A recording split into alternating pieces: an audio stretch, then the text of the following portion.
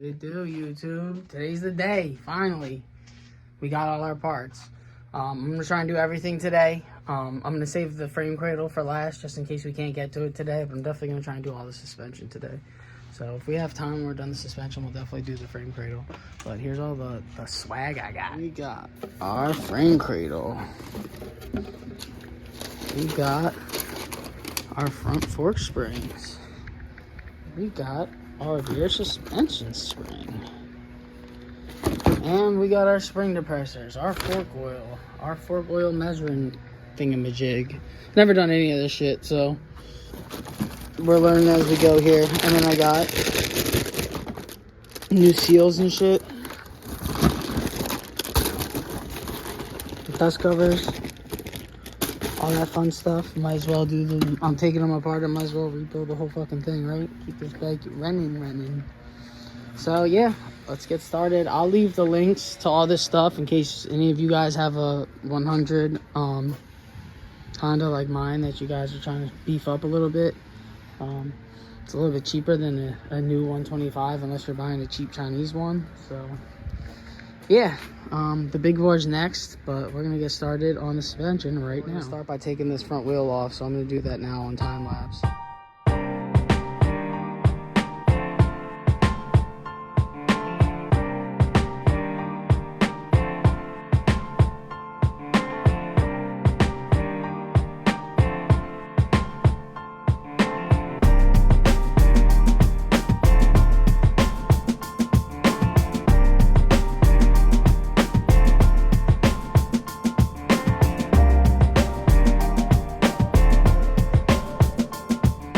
So once you got your wheel off and your brake off, now we have to get the forks out. So we gotta take these off, and they're a pain in the ass. So we're gonna do that now. I'm gonna put on time lapse. Hopefully this doesn't take us all day, but we'll see.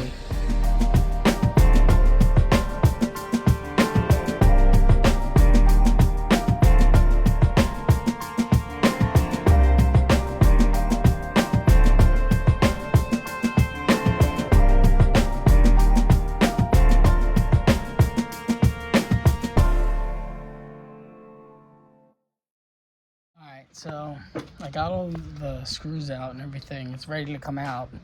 But whenever I find screws like this, super rusty in certain spots and shit, I cover them in PB Blaster and I hit them with my wire wheel. Right here.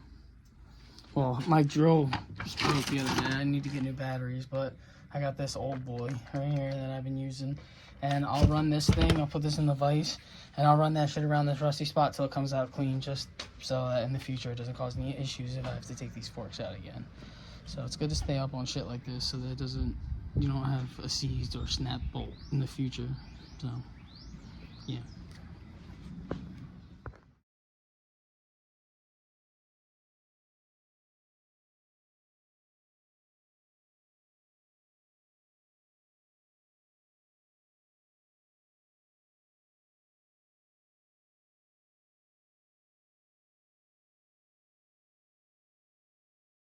Alright, you filthy animals. We got the forks off. There they are, all filthy and dirty. Bad boys apart and rebuilt. I never done it before, but we gonna figure it out as we go. I have confidence in us. Alright, so we got the fork cap off. The spring's in our vise right here. Trying not to hurt her. I'm gonna pull this spring out.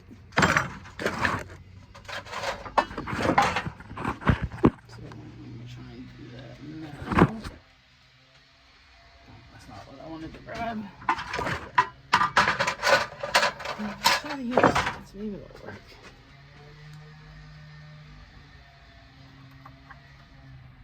Yeah, it'll work.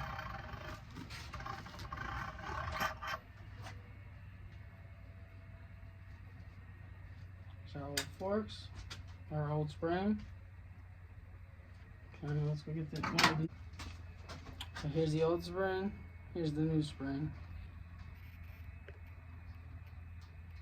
You can tell the new spring's a little bit thicker gauge. You see it's a little bit more hefty. We're gonna have to dump out this oil though and get rid of that as well. So I'm gonna do that now. Save this, put this in the old one's box so we have it. If I'm nothing else, then I'm a motherfucking parts hoarder.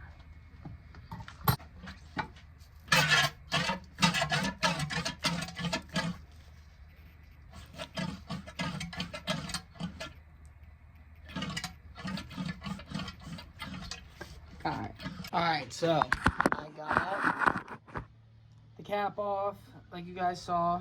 I got the seal off down here. I'm taking out this pin now. Trying my best not to lose it. There we go. I got the new seals. My seals were good. Honestly, I didn't even need any new ones, but I guess we might as well while we're doing this, so I'll never have to worry about it again, probably. Maybe. I don't know if I'm gonna be able to get this other seal out, though. Holy fuck, boys. That took forever to get this fucking inner seal out. I hope I never have to do this again. That was horrible. It took me forever, but I figured out how to do it pretty fast, so I'm gonna do the other one.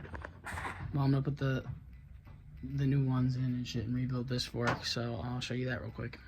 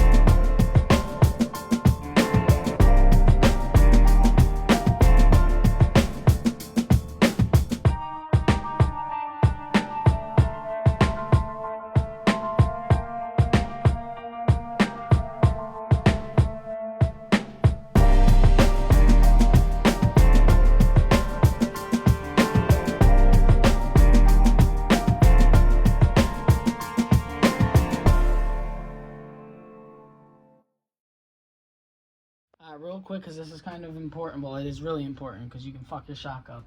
So I bought a kit with it came with this and a little ruler right here and some zip ties, but this shit sucks. The only thing that's useful in this is this. That thing's too small for my bike, so it doesn't make any sense. So my oil has to start around 8 inches.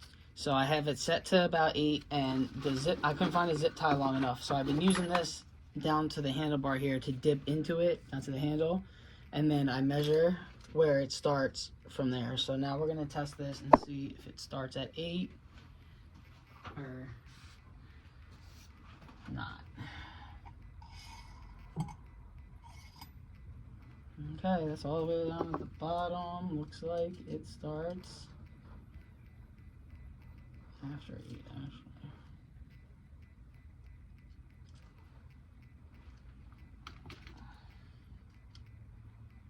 We need to add a little bit. No problem. We take this little doohickey joint. I got oil in this that I sucked out because I added too much the first time. And we're just gonna, a little bit of oil goes a long fucking way on these. So just do a little bit in. And then keep retesting it until you get whatever your specs are. So the springs came with a chart that tells you what bikes use what.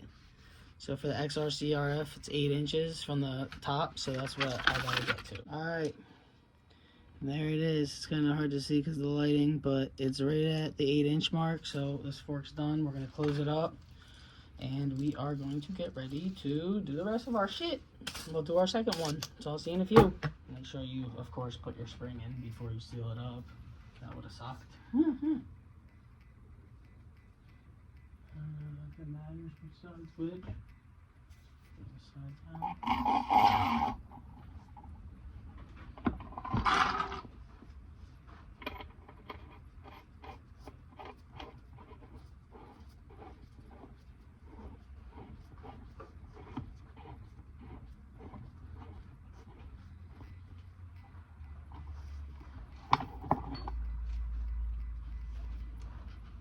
Oh yeah, that's a much stiffer suspension, that's for sure.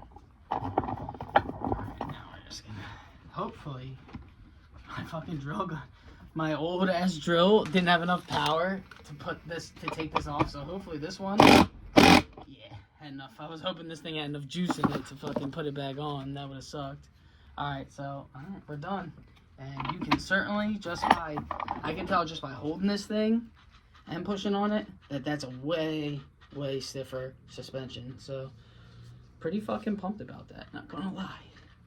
So yeah, hey, first time doing forks, really not that bad, other than if you're doing an old bike like mine, the inner seal on old Hondas, fucking brutal, man.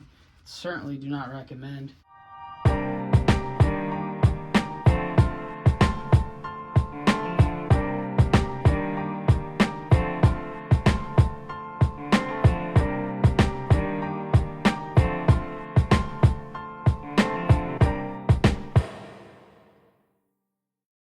Inner seals have been a real pain in the dick. The second one I got out easily because I figured out what to do with the first one. I put a little bit of this oil, a little bit of the fork oil around the sides to help them go in earlier. And then I use this one is a 1 1/8 socket, and it fits perfectly over it. And then I just give it a couple whacks with my mallet, wherever the fuck that got to. My rubber mallet.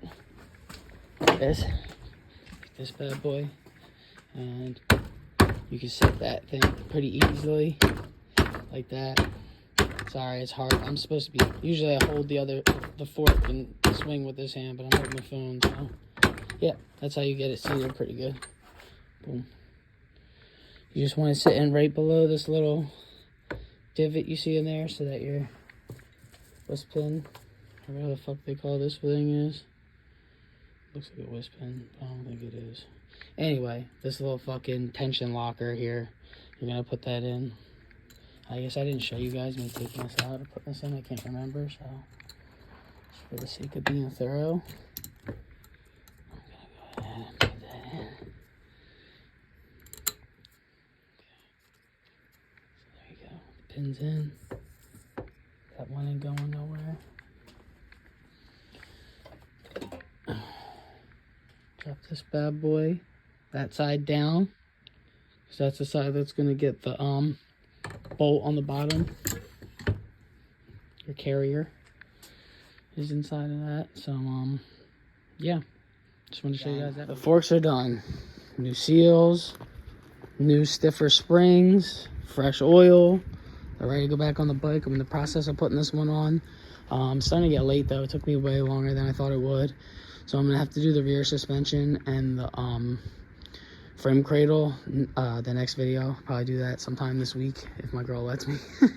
Gang, she's done. Definitely looks like the front end's sitting up a little bit higher. Looks good, looks clean, looks fresh and new and ready to run. So I'm about to go run it. Unfortunately, my GoPro got destroyed, so we'll let you guys know how I make out. Or if I die, you'll probably never see this, so let's see what happens.